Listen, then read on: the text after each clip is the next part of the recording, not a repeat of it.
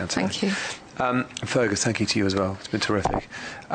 If you had millions of pounds, I'm going to focus a bit more on science now at this point in the show, because we do that regularly on a Monday.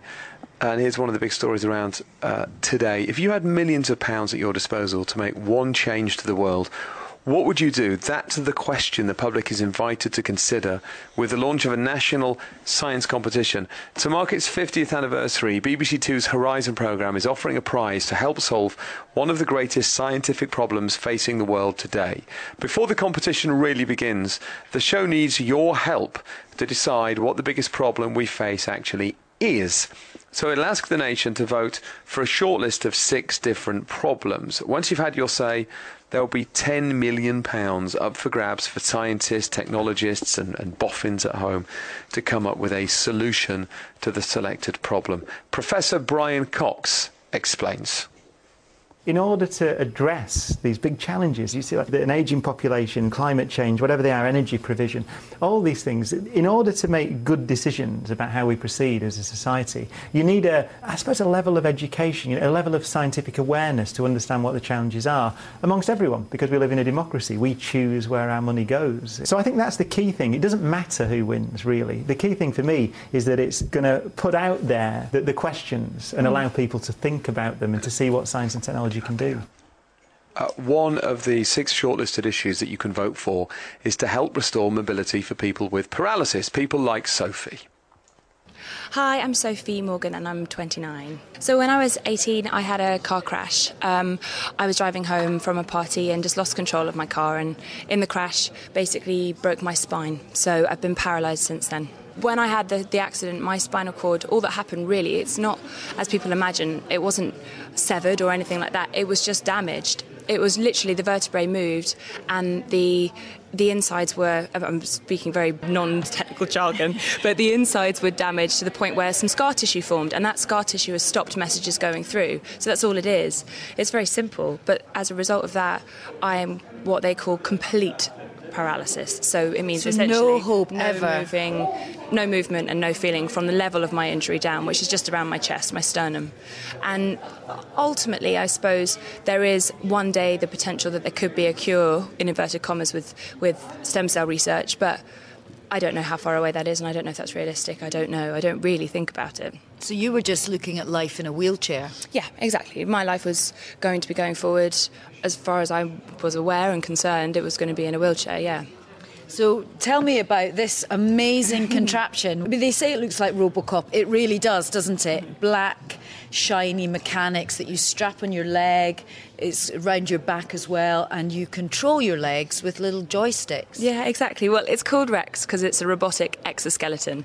And an exoskeleton is basically a piece of equipment, again, very simple terms, that straps around the outside of your body and enables you to move. So it was designed for people with complete paralysis, like myself. But it goes up to a very high level of injury. So if somebody has a paralysis from, say, the neck down, they can, if they're not on a ventilator, that's sort of the highest level of injury that can't really get into the robot and benefit from it. But anything from there down, you get in, you strap in, you stand up and you walk. And you're strapped in from the stomach, really, aren't you? Yeah. Completely strapped in, so you're supported by the machine, but you can walk.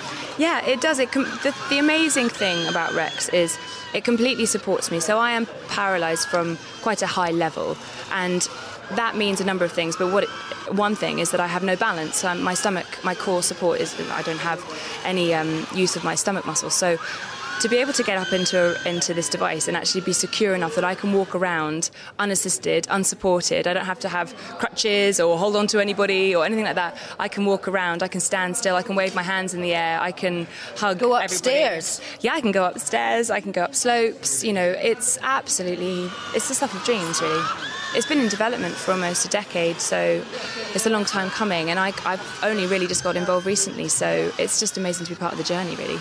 Is it easy to use? Oh, it's so easy. I mean, the first time I used it, it was like it was the most surreal thing. I was sat there and I was scrolling through the options to walk, to stand, to shuffle, to do stairs. It was quite surreal. I was like, oh my God, this is amazing.